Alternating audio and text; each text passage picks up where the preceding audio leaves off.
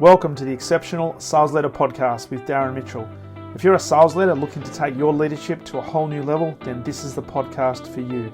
We'll be exploring tips, techniques, and strategies to help you take your leadership to the exceptional level and allow you to enjoy more money, more meaning, and better sales results.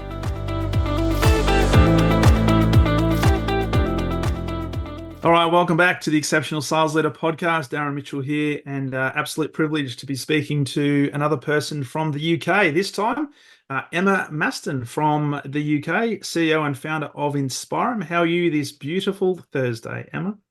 Yeah, I'm doing really well. It started snowing in Cornwall in the UK, which rarely happens. So very excited for today's weather. Doing well.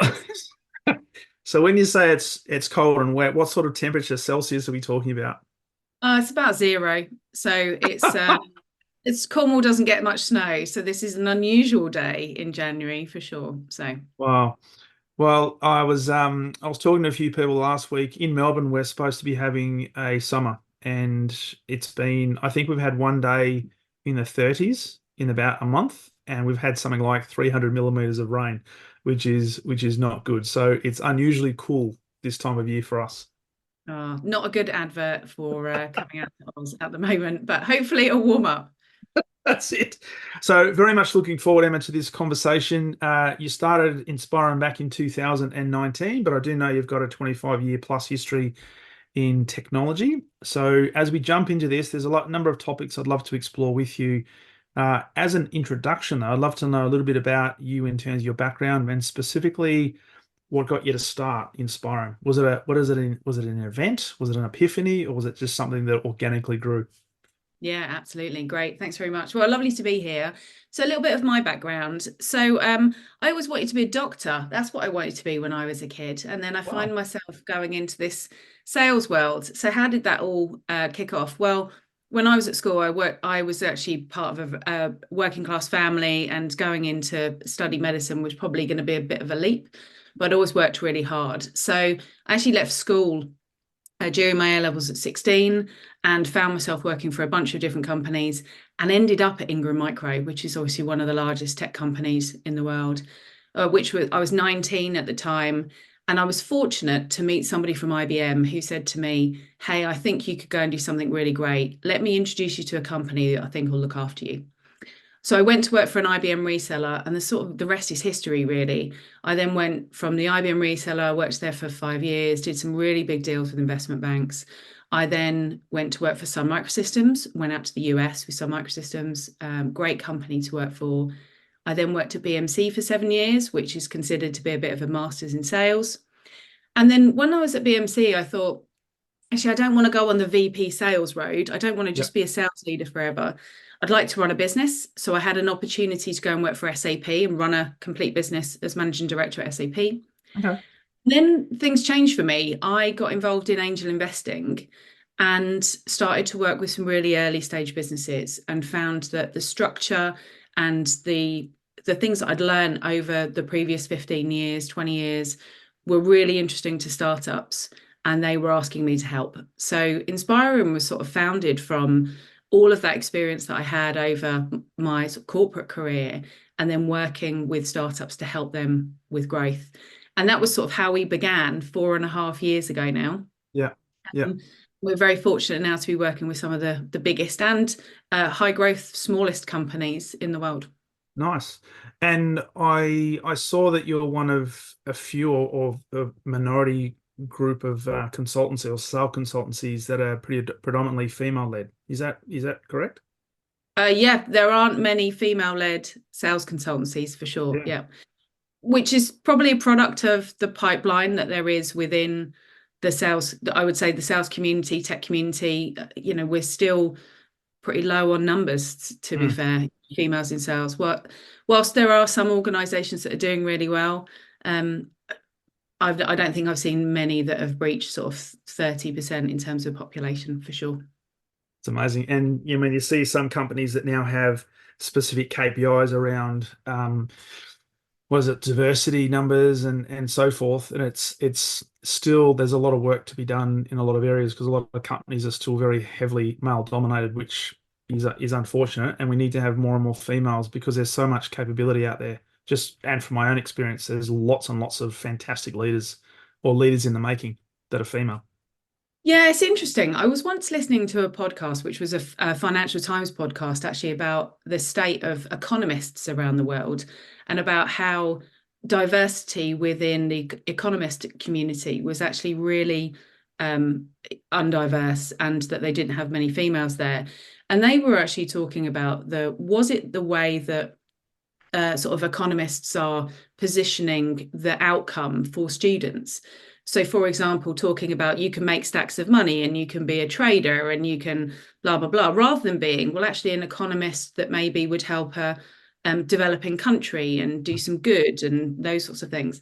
And I do wonder with sales sometimes when we talk a lot about the money that's to be earned, and it's quite a certainly in the UK, it's not necessarily something you shout from the rooftops that you're a salesperson. I do wonder if there's a little bit about the brand that's maybe not attracting, females into that environment potentially. Yeah, And yet, there's some really great females that are in for the customer success world. Diversity is much stronger. yeah, And yet, isn't that the same thing? Looking after your customers, doing well for them. yeah. Yeah. So it needs some thought, I think. It's fascinating because you mentioned, I mean, it's also a very competitive field. And even today, even though sales is probably one of, if not the oldest profession on the planet, there still is this, I guess, I don't know, perception that, oh, you're in sales, you must be dodgy, you must be pushy, and all that sort of stuff. My experience having been in this and what I work with my clients on is it's actually the ultimate form of service. So if you care about your customers and you create an environment where you're adding value to them, then a natural consequence of that will be they're looking for some form of solution from you. So you'd be doing them a disservice if you didn't share that. And so it's not about the push, it's about servitude. And it also means that the sale really doesn't start until after the sale is made. And I learnt that the hard way when going through and buying vehicles a number of years ago because the salesperson treated me as a number, as a commission check, and they were all over me before I bought the car. And as soon as I bought the car, haven't heard from them since. Yeah, yeah, absolutely. There was a blog that we wrote a couple of years ago, actually talking about, customers are your greatest Everest. If you can serve your customers, look after your customers, then actually you haven't got to worry about your pipeline, Mm. providing you're continuing to think about what serves them, what services, their challenges that they have, and then keep that customer success going. And it is interesting, actually, if you look at the industry now around the way that customer success is going. In the past, particularly in the SaaS industry, customer success was essentially the renewals team who just Yeah. didn't talk to customers until they were there to renew. But now there's significant investment that's going into adoption and customer success, and the tide's turning obviously for the better for customers because Yes, they get better service. they do. And we also got to acknowledge that customers, more than any other time in history, are a lot more educated and they're doing a lot more research. So we can't afford to not serve them, not actually bring insights to the table, and not know something about them and their business and hopefully the problems they're experiencing before we start to engage them. So that customer success journey is such an important thing. Yeah. And I wonder if the events of last year actually, so macroeconomic events, which particularly around things like valuations, obviously, again, I'm talking about the tech industry, where valuations were less about net new customer growth at all costs Yeah, and instead about profitability. Well, then actually, it's not about just acquiring customers in a hit and run type fashion. Instead, it's about that long-term service, upselling, cross-selling. yeah, absolutely. Now, I just want to bring you back to part of your history because you mentioned that you left school relatively early and got into a sales role quite early, quite young. Um, Mhm. what was if there was one or two key lessons, because there will be people who are listening to this who are relatively young and they may have, and I don't want to call it imposter syndrome because they're young and all that sort of stuff, but somebody who is going into sales who is relatively young, what were some of the key lessons that you learnt in that phase? And it might be that we then delve into the importance of your personal board that you create that enabled you to start to create some momentum, but also start to realize that, hey, this career actually despite my early desire to become a doctor, actually has a good reputation around it. And I think I can do something really special here. Yeah, yeah, absolutely.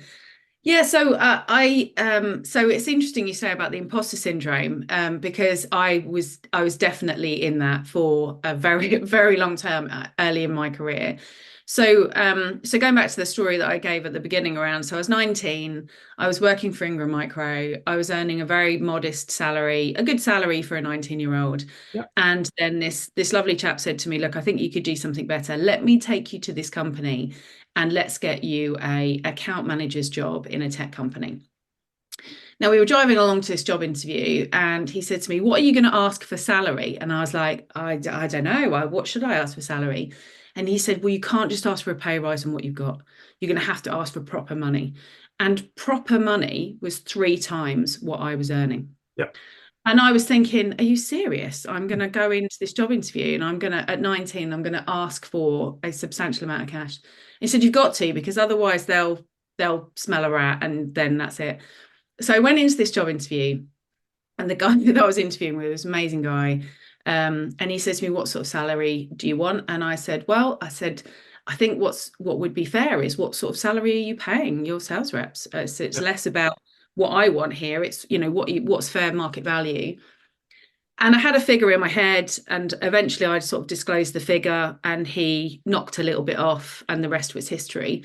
And I ended up then earning 3 times the amount of money that I was earning. But then for the next 8 months, I remember actually, I was living with my mum and dad. I had like a printer on the floor, and I was sat in the lounge, like doing my proposals for UBS and Credit Suisse. And I was thinking, this is going to stop at some point. They're going to figure me out You're here gonna that find out. absolutely nothing. Um, but what I did learn is so one of the first clients I had working for that company was UBS, and I built a really great champion at UBS who sort of helped me get into the company, helped me develop my pipeline with them, and actually defended me against IBM when they wanted to cut the channel partner out. Yep. And actually what that taught me was if you build really great relationships with people, which is about what they want rather than what you want, then actually they'll look after you. And so in that particular case, the reason why he kept us in the deal and kept us involved and looked after me was because we were providing really great service to that customer. So I think so the sort of lessons that I have is we're always going to feel imposter syndrome. Of course we are, for everything different that we do. But I think if you surround yourself with people that can give you a bit of guidance and you can keep checking in with them to make sure you're on the right road, you can get around that. I love that story. It's like 3 times. And when you're going in there, what was your first thought before I guess one of your earlier mentors said, no, no, you've actually got to ask for real money. Were you just thinking, I'll just ask for a certain percentage on what I'm earning right now, or see what they say? Well, I actually remember driving up there and I actually had no idea what these people earn. And I had no idea what I was walking into. And then when I arrived at this lovely, lovely place in the middle of nowhere and was where we had the offices, and so as I was walking in, one of the directors' Ferraris was outside. And then I was thinking, okay, what is going on here? And whilst it never seemed like that, it wasn't that sort of company. They weren't very bling. It was actually a very almost family run reseller. Um, Lovely place. I just didn't know. I didn't know at all. And actually that was probably a good thing, right? Because Yeah, there was less pressure because yeah, if I didn't get it, I wouldn't have known what I missed. yeah. And I guess the other story a key principle I'm getting out of that is back yourself, irrespective of whether you had or hadn't the experience that a lot of companies look for today, which I've got a bit of an issue with that because I think more and more emotional intelligence is more important than perhaps your single track record. You got to back yourself, right? And as a salesperson in particular, you've got to have the courage to ask for what you want because if you don't ask, you never find out. Yeah, I think you have, but I'm also a bit of a journey person as well, which is, all of these people that you meet, there's always something you're going to get out of that conversation. So it doesn't matter if you don't necessarily get the job in that moment, but actually just go in and enjoy the conversation and learn something. And I was there learning from a guy who'd, built this, big IBM reseller business, with a couple of his friends essentially. And I was thinking, well, there's stuff to learn here, right? So it didn't matter to me whether necessarily that I got it. But then I think if I look back through my career, most of the conversations I've had with people have been, well, this is a nice conversation. Oh, it's now gone somewhere. Oh, amazing. That's sort of, yeah, Tell me about that. a bit. Yeah. Which sounds like it's almost like a natural sales progress, right? Because if you think about a sales process, it's a conversation, right? And if you resonate with an individual, they're more likely to resonate with you, which opens the door for a potential opportunity. If there's a problem there and a solution that you've got might solve that problem, then hey, we'll move forward. If not, it won't. And either way, it's okay.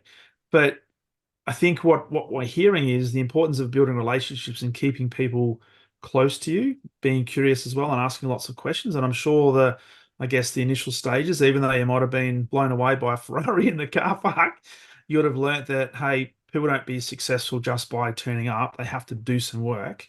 Yeah. So I'd love to explore your thoughts around building a personal board, like a mastermind group. But before we do that, can we talk about sales in terms of your experience in your early phases, and particularly building pipelines? Because a lot of sales teams rely very heavily on, I guess, marketing agencies, internal marketing capabilities, and not necessarily build the skill set around building and maintaining their own sales pipeline.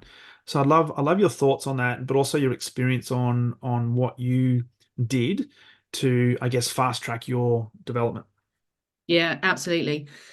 Yes, this is one of those moments that I sort of get on my soapbox with quite a lot with some of the clients that we work with, because whenever we talk about pipeline, I always have a little chuckle to myself because back in the day when I started in sales, you had to phone the switchboard and ask speak to the IT manager because you didn't know what that person's name was. And you're sort of just hoping that you were going to get through the switchboard and actually talk to a human. These days, there's so much information that's available on all of these people. We know their names.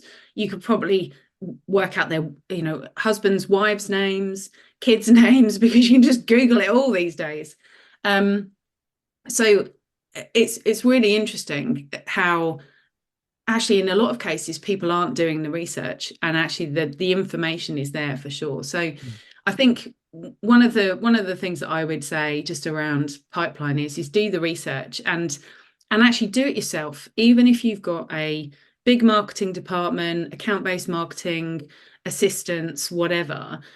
It's too easy, too lazy to not go and find out the information yourself, because if you can't put yourself in the customer's shoes and live and breathe the challenges that they're facing and think like an AXA or a Telstra or whoever the company is you're trying to sell to, you'll never get in there.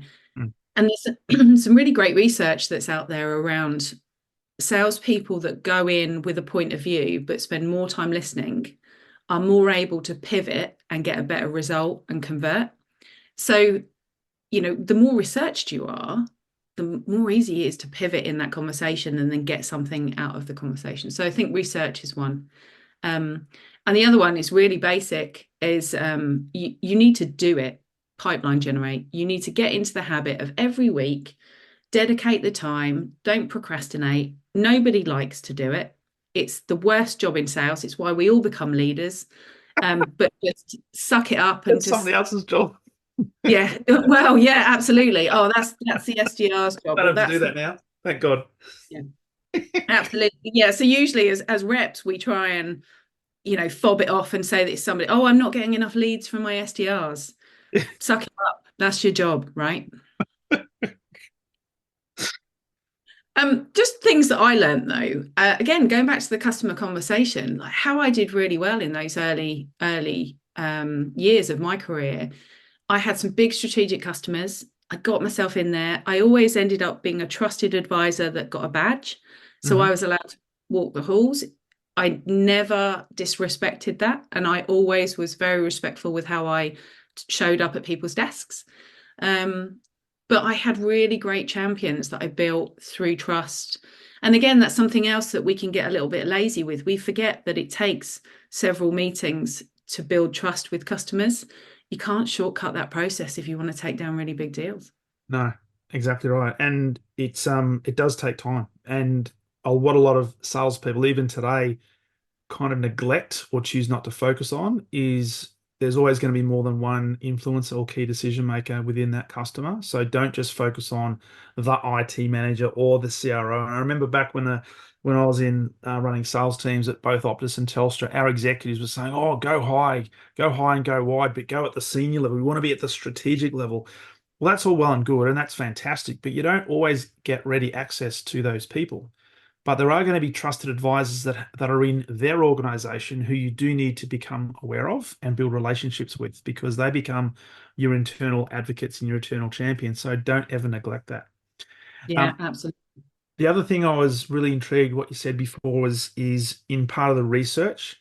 And I think I'd love your take on this because my view is a lot of salespeople focus far too much on the telling and try to impress upon a customer or a prospective customer how good their product is or how good their company is or how reputable they are. You said a very interesting thing, and the word was listen. Mm. So, your take on that in terms of being an effective salesperson, without saying a percentage, or if you want to, you can. Um, what sort of percentage or how much should we be listening versus telling in a sales role, particularly when it comes to building pipeline? Yeah. So, I mean, I would say the lion's share has got to be in the customer's court, right? So it's got to be you've got to be thinking that, you're talking, maybe 30, 40%, and then the customer's doing the rest of the talking. Now, but there is a bit of a trick to this as well, which is you've got to ask good questions. Yeah. So you've got to be ready with good questions. It's no good coming out with statements and facts and those sorts of things. You've got to be able to ask good questions that allow your customers to almost dream a little bit and wander down the road of the challenges that they're having. And so rather than, because otherwise, what could end up happening is you're in an interrogation room and it's like quick fire questions. You need to ask good questions to be able to get them to, almost elaborate on some of those challenges. So absolutely, you should be working on the fact that you are not going to be talking for more than 30, 40% of the meeting. Definitely have a point of view, demonstrate your credentials and research, but have some good questions ready. Mm. A tip that I usually give people is TED questions. Tell me, explain to me, describe to me, just because it's easy to remember. And then you could just say, oh, could you describe what's that end-to-end process look like today? Where are your biggest challenges? Where would you like to be? Yeah. And then there's lots there that the customer could then launch into their story. It gives you a chance just to hear what's going on.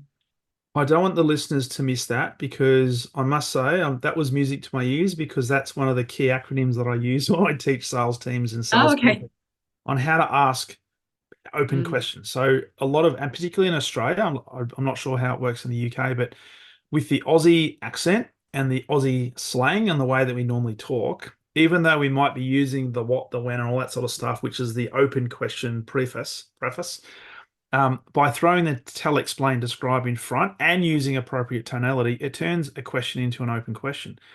And it's really hard for a customer or anybody who asks the question of to not give you more information when one of those three words is placed in front of a sentence. yeah. Yeah, absolutely. And we have to get better at asking those open questions because particularly in the beginning when you haven't got the trust and you haven't earned the right to ask lots of questions, Yeah. you're probably going to get a couple of chances to ask a really good question before the customer's going to shut that conversation down. Yeah. Now, if you want to, if you're pretty sure that they are a good prospect for your pipeline, you need to try and keep as many doors open as you can. So Yeah. definitely worth discussing that as internal sales teams and practicing it and getting ready so that you can ask those good questions. Because good questions will also, in many cases, disarm the customer, and you may actually find them sharing more information than they were intending to share if you ask those great questions. And then listen. And if you listen well, there'll be little nuggets of gold that they'll share with you. And guess what? We'll then ask another question that's linked to that. Yeah. Yeah, and even in situations where you're pretty sure that you've got a solution to solve a customer problem, we work with a lot of organizations and help them with deal reviews and strategic account reviews, those sorts of things. And it's amazing how many advanced sales opportunities people are working on where they've been so narrow in their questioning all the way along. And then all of a sudden, the customer puts down the shutters and the fundamentals of the deal, which you should have discovered in the beginning, just actually aren't known because you didn't Yeah. ask the questions in the beginning. And it Yeah. might have just been, unneeded information, irrelevant information in the beginning, but you're going to need that when you get to the end. What else are they 100%. working? And my view is that's a key role of the sales leader to make sure that the sales team are asking the questions. Is there a compelling event? Do they have budget? What is their decision-making process? Whatever else like the you need to find out. So with all that, with the teams and the organizations that you work with today, are there any key principles that you use to help them build and maintain a solid pipeline? Because as you mentioned before, there's so much information available to us. Customers are more educated than ever. They're probably doing research on us before they choose to engage. We need to be prepared as well. Now, whether that's methodologies or whether that's where we source the information, are there any key things that you can suggest people in 2024 in relation to not only building but also maintaining a really solid sales pipeline? Yeah, absolutely. Yeah, so a couple of things that I'd suggest. Alluded to this a little bit earlier. Is the first one is habit, right? You need to make a plan as a sales leader and a sales individual to do the work, right? Yeah. And to do the work regularly. So, have a pipeline generation day. I know it still sounds like it's a bit old-fashioned, and there's a lot of bad press that goes around having those dedicated days. But it's important to do it because it's just making sure that everybody's topping up their pipeline, even when they're super busy. And particularly towards the end of the quarter, where there's lots of excuses that are made around not developing pipeline at certain points of the quarter, but there's always an excuse, right? None of us Absolutely. want to spend a day on the phone and just get rejection after rejection, right? Because that is a pipeline generation day for sure. So the first thing I would say is habit. The second thing I would say is get the whole organization involved. So, marketing have got some really good input. Customer success got some really good input. If you have a separate renewals team, really good input. Services teams that are on site with your clients, they Yeah. would have really good input. Get everybody involved and reward everybody for pipeline. Your salespeople are going to get rewarded anyway. So Mm. reward some of those people on the periphery a little bit more and get them involved in generating pipeline. That would be another key thing that I would suggest. Wow. And then in preparation for those days, again, you mentioned this a little earlier around the sales leaders. Quite often as sales leaders or the people who write the playbooks focus on the what we need to know from the customer Mm. rather than taking it a step further, which is how do we ask the question? So Yeah. let's practice how we ask the question. Let's talk about TED again. Tell me, explain to me, describe to me, just to try and open up those questions a little bit. Mm. So that then, when they are in theatre and they are in a real conversation, they then are able to use it because again, it's habitual. And the more habit that we can develop, the easier it's going to be to remember.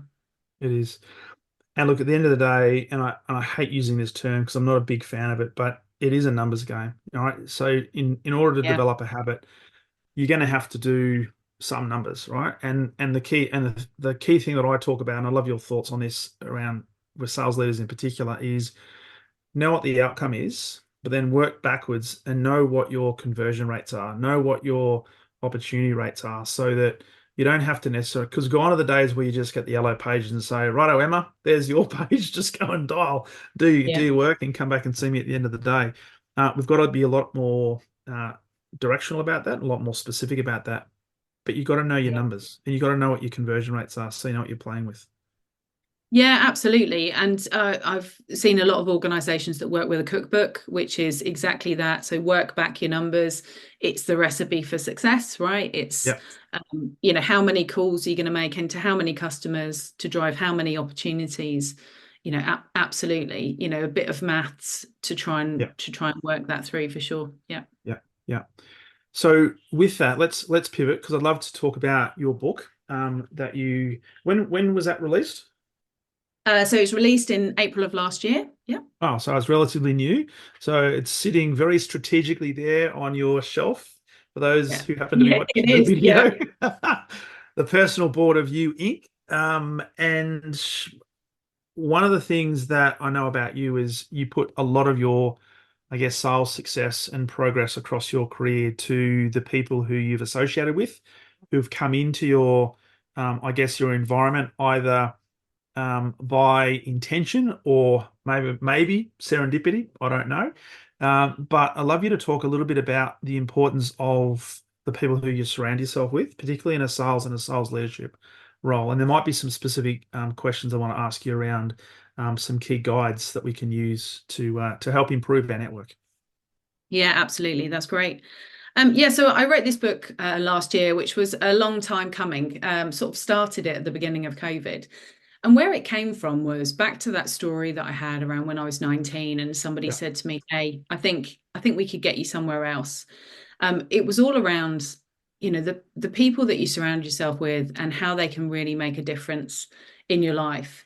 But also, how do you choose the people that you surround yourself with? So, Mm, um, and I suppose the sort of underlying thought of this is we all want life to be a meritocracy. We all want to be recognized for our value and our worth and all those sorts of things, which is great. However, if nobody knows who we are and what we want, how can they reward us? mm, So the challenge is if you keep if the people that you take advice from and the people that you're hoping are going to help you grow are only the people you've organically picked up, like this guy that I mentioned from IBM, yeah. then you're only ever going to be you're going to be constrained by your network. So what if you start a little bit more surgically thinking, okay, well, actually, I want to go and run a business in Asia, but I don't know anything about Asian business, and I don't know any of the headhunters that would take me out there. So I'm going to find out who I know through my network. And then everybody these days is roughly 3 to 4 connections away from anyone. Yeah. So that's the idea. And in fact, that was the example that I had when I was running an Asian business, knew nothing about Asia. I went to some people that I knew in my network who'd run Asian businesses and said, I need 3 to 4 mentors in Asia. Can you help me? The next thing you know, I was on the phone to president of Asia from Ingram Micro, Accenture, and one of the big headhunters from Singapore to give me a view of what does the market look like? How's everybody operating? Um, so that's what you can achieve if you just start to think about it a little bit more than just picking up people along the way. I love that because a lot of the work that I do is around mentoring. And Mhm. I talk to people who are, because there's a lot of people out there that are seeking mentors, whether within an organization or somewhere in their life, right? And I said, well, the thing is, mentors don't go around and they don't advertise, hey, I'm a mentor. Would you like to be mentored? Right? But they love to mentor people. They love to share information. They love to share experience and they love to open doors for others, but they're waiting to be asked. And so, as you mentioned before, you can organically build your network, and that's fine, but you need to be strategic and you need to know what you're looking for. And it doesn't have to be like in 15 years' time, but what's the next 3 to 6 months look like? You mentioned before you wanted to explore the possibility of working in Asia Pacific, but you didn't know much about how businesses run. So what you did, you started to look. So there, all of a sudden, the opportunity came because you had four or Yep. five people now in your environment. Um, so for people listening to this, are there any specific tips that you can give people? Because I find a lot of the time people don't know what they don't know, right? They think, oh, I'm Yep. very happy here. I'd love to do this one day, but I don't know. What do I do? Do I reach out to the CEO of SAP or Salesforce? What if they ignore me? What if they think I'm spam? Yeah. Well, but also, what if you don't, right? If you reach out to them and You it's a don't. chance, Whereas if you don't, there's probably no chance unless you get really lucky one day. But yeah, so I mean, the first thing is just to think about what, right, where are you headed? And then to think about, well, and now who am I taking advice from? Because particularly I'd say for if we just specifically talk about salespeople for a second, most salespeople are taking advice from other salespeople. They're taking advice from their peers, probably within the same company. There's no diversity of company that's going on. They're just in their own little world. They're on the treadmill. They're doing their thing, and that's it. Yeah. The challenge with that is you're all possibly on the same journey, and so where's your competitive edge? Where's your Yes. different perspective? Now, even if you just want to be a career salesperson forever, your competitive edge might not be that you're trying to beat somebody to the next sales manager job. It might be that you're just trying to prospect better and be the first to club or whatever the thing is that you're trying to do. Well, getting some perspective from the outside around how are people prospecting into accounts today? What are the new tools that are out there? What industries are particularly hot right now? Just get another perspective. So working out where you're headed, like you say, just can be short term, that's fine. Work out who you're taking advice from today and what perspectives are you missing? And then you find those perspectives. Now, I would say as well that in most cases, as I've mentioned, you could probably ask your network to find you the next person. And if you've invested in your network well, most people are quite happy to do that. But I'd also say as well is don't be afraid to reach out to strangers. So Yeah. I had an example of this where we moved to Cornwall in COVID. Most of the angel investing stuff that I'd always done had always been in London, and I was trying to find a network locally in Cornwall. So I Googled angel investing Cornwall, and then I saw that this guy had spoke at this event. So I reached out to him on LinkedIn, and I was really specific with my ask. I said to him, hey, just moved. Can you signpost me to communities in this area? So I didn't even ask him to meet with him. Yeah. And he said to me, happily will jump on the phone and just explain the network and explain the communities. And actually since met with him several times since, and actually that's opened out a whole other network. So if you're really careful with your ask, don't ask people for too much time. The same with prospecting, right? Yeah. Don't ask customers for an hour when you've not met them. Be really specific, and you never know where you'll get, right? No. And as you said before, if you don't ask, well, if you don't ask, you guarantee to get a no. Well, yeah, absolutely. Who knows? And you'll probably regret it. You'll regret it forever as well. I mean, yeah. Well, and I take the example, my own experience around just doing podcasts, right? So the number of people that now reach out to me to want to come onto my podcast is phenomenal. And I didn't start out with that intention, but through and it comes back to the consistency and the habit to develop. It gets out there and people like to come on to a podcast to have a conversation because now I'm connected to all these different people around the world that 4 years ago I didn't even know existed. And it's opened up a completely different, in some degrees, a stratosphere, which is phenomenal. Just on that though, can I just chip in on that exact point? Just going back to your point about mentors as well, something that I talk about in my book, which is people often worry that when they're asking mentors for stuff, that the beneficiary is the mentee always. Yeah. And similarly to why people come on your podcast, no doubt, is that when these people are talking about their experience and they're talking about their stories, even for me just now, by talking about it, by telling somebody else about my stories, that gives me clarity on the things that I took away.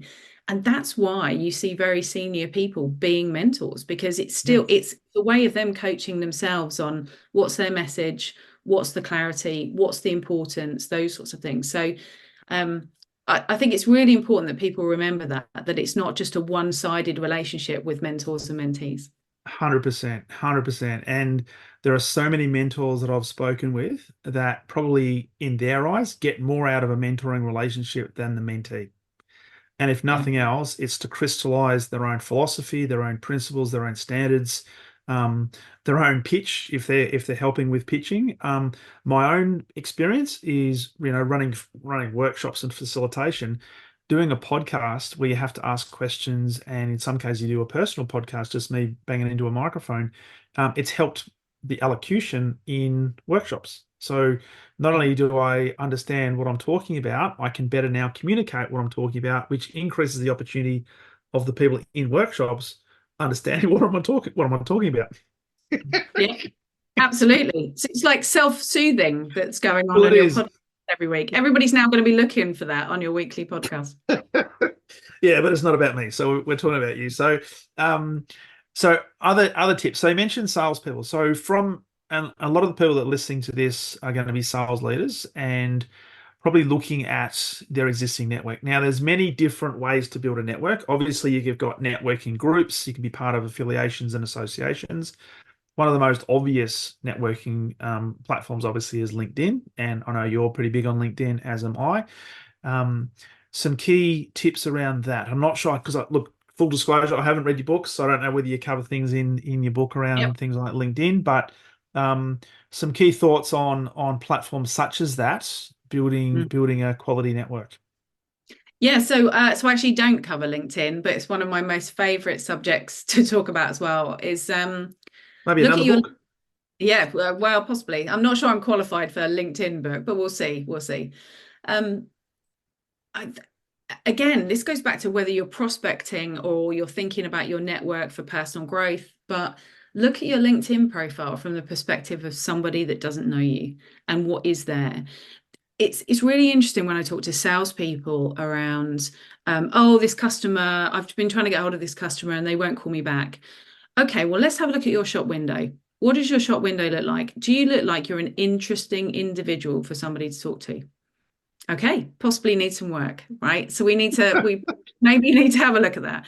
What are you posting? And if you're just hitting the repost button, not interesting.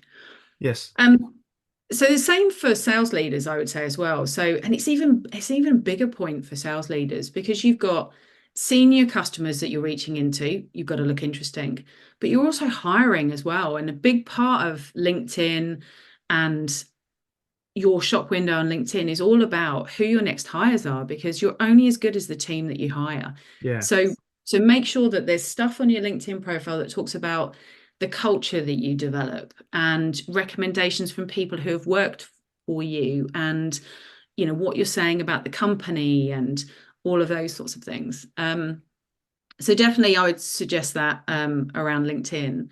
And then you absolutely have to build a broad network because particularly if you're moving jobs and you've got a new team to build, your ability to build teams quickly is it's going to have a huge impact on your productivity. So the more you invest in your network, I would say that the better it's going to be because ultimately it's a people game when you get into sales leadership.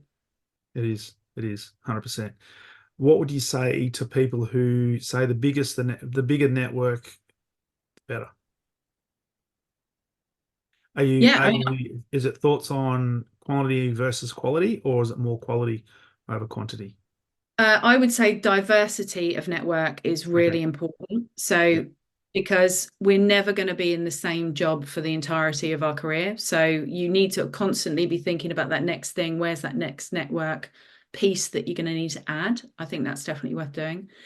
But also, you've got to invest time to keep that network going as Yeah. well. So, um, I mean, I do feel like I've invested in my network over the years, but the advice that I would always give to my younger self is you didn't do enough, right? Because you've got to keep those connections going because what those connections are for is one day you're going to ask them for something, right? Yes. And if you've not put the pennies in the jar, there's nothing to withdraw. So it's no good just being superficial, got 50,000 connections, amazing.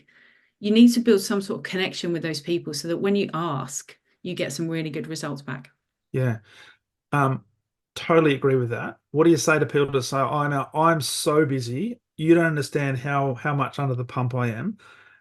What are you talking about? What do you mean by investing? Are you saying I have to get on the phone to them, send them text messages? What does that potentially look like? Yeah. Investing in your network. So I would say a very basic level, you should be spending a couple of 30 minutes a week just connecting with your network. And I would say they're probably having a couple of conversations with people. And if you think you're too busy, then remember that these conversations help you with clarity and planning and all of those sorts of things. Because it's actually a different way that your brain is thinking, Mm. right? Not being on the treadmill all the time. Yeah. And just by stepping back, it's the same as coaching, right? I always remember Mm. when I first became a sales leader, I thought, oh my God, 3 hours for coaching. I have not got time for 3 hours for coaching. This is, monthly. It's ridiculous. But actually, what you find is those 3 hours just give you clarity on your plan, what you're doing, your key actions, and probably save 6 weeks worth of procrastination because you've got such clarity. It's the Yeah. same with your network. That's the whole idea. So it is a spend time to save time, and you need to take the leap. Yeah. You can't afford not to. No. And if you look again at what happened last year, I know some really amazing people that ended up without a job last year because of the layoffs that went on. And every single one of them that I spoke to that was struggling to find their next role said, I wish I'd have invested more in my network because then when this happens, I just don't feel like I can call on anyone. So Yeah. it is an insurance policy for the future. 100%. And I would like to say that it's almost similar to a sales campaign, right? And it's not the fact you're going to sell anything to them necessarily, but it's actually an investment in your future because you just don't know when an opportunity is going to present itself, and you don't know, you might be a conduit for one of your connections to actually be connected to somebody else, and you become the catalyst for that person getting a new role, and that will come back to you as well because of the value you've added there. Absolutely. And exactly that. And that's what I see now with my network. So many amazing things have happened over the last couple of years for me and, our business and the book and etc. And when I look back, I think, well, actually, all of those things are happening because of favors that I paid, into the network for, just because I did it because I wanted to do it. It is just so important. It really is so important. Uh, I don't want to miss that point there because what you're talking about is giving and servitude. So a lot of people might be listening to this and saying, okay, I need to build a network based on what I potentially can get out of it down the track. And that may happen, but it doesn't work that way in real life. You've got to start looking at what value you can add to others. How can you serve others? How can you give to others, but not expect anything in return because it's the right thing to do. The more you do that, the more people are going to find opportunities and almost like this unconscious desire to want to help you in return. Yeah, absolutely. I do think some of the most amazing leaders that I've ever worked for, they were always the people who had that, they always had great rapport with everybody. They were just such giving leaders, and people followed them because when you were talking to them, you were the only person in the room, right? And Mm. they were those people. They did everything they can to sort of help you, and there was a following that sort of went with that. And I think perhaps one of the reasons why I invested in my network like I did was because I wanted to be like those leaders. I wanted Yeah. to be one of those people that people followed. Um, but like you say, there's definitely worth reading Adam Grant's Give and Take. Mm. Definitely a good book recommendation to read there because it talks about the people who give unconditionally and the returns that come back to them, and then also the people that take, Yeah. and but also there's the people in between Mm. who what he calls matches, which are when you get something, you give something. Yes. And sort of what happens there. But it's definitely a perspective worth listening to because it makes you think around, will givers have really wide networks, really Mm. wide networks.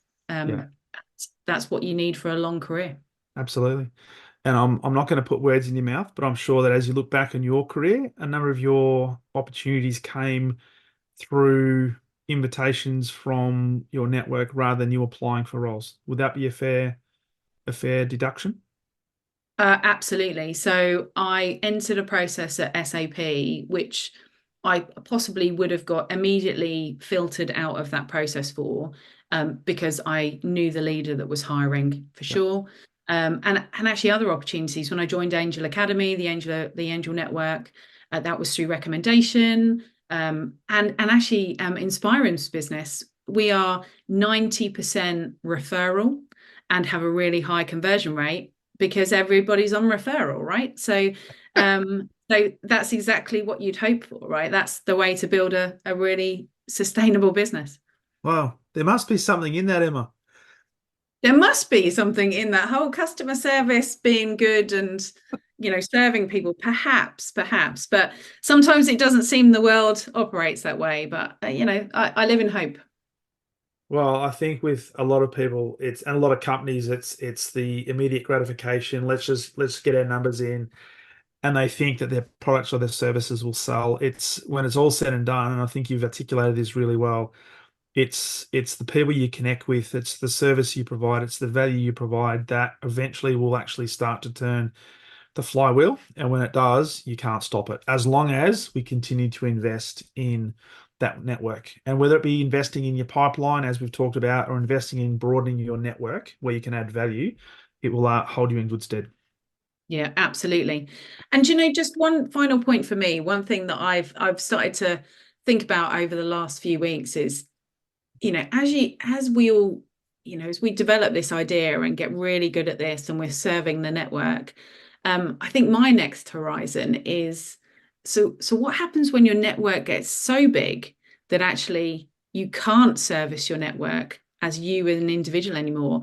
And I think that's something that is definitely on my development, my learning curve now, because I've always been really invested in my network, and I'm finding myself now at slightly creaking point because I feel like, actually, how can I keep serving the network in the way that I always have? So there's always more to learn for sure. And I won't introduce a topic like artificial intelligence, but we almost have to try to duplicate ourselves, right? So we can continue to provide that value, but keep it authentic as well. So that is a dilemma, and maybe a topic for another day. Yeah, absolutely. I think that's definitely something for the future for sure. Yeah. So, Emma, this has been a phenomenal conversation. I greatly appreciate you coming on the podcast, and I know you've got appointments to get to. If there's one more piece of advice you can give people, but also I'd love to know, how do people get in contact with you? How do people connect with you? Yep. And how do people get hold of the book, The Personal Board of You, Inc.?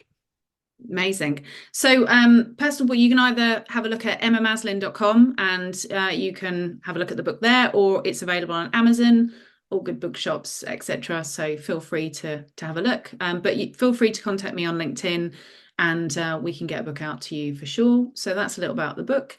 inspir'em, so we're a sales go-to-market coaching organization, training organization. You can find us at inspir'em.coach. And we've got some really fantastic resources out there given freely to the network, because obviously that's what we believe in. So we provide a lot of free resources out to people for good ideas as well. So certainly have a look at that as well. But I really appreciate the opportunity to talk today. It's been great to chat. Brilliant. On that note, thank you so much, and we'll look forward to hopefully doing part 2. When we can talk about artificial intelligence, how to broaden Emma's reach. Amazing. That's great. Thanks so much for Thanks, inviting me Emma. on.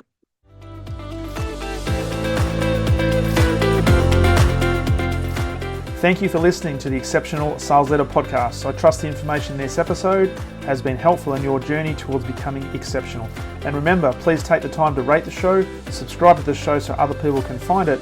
But also, if I can help you, jump on my calendar, go to leadwithdarren.com, and let's have a conversation about how I can help you along your journey to being exceptional.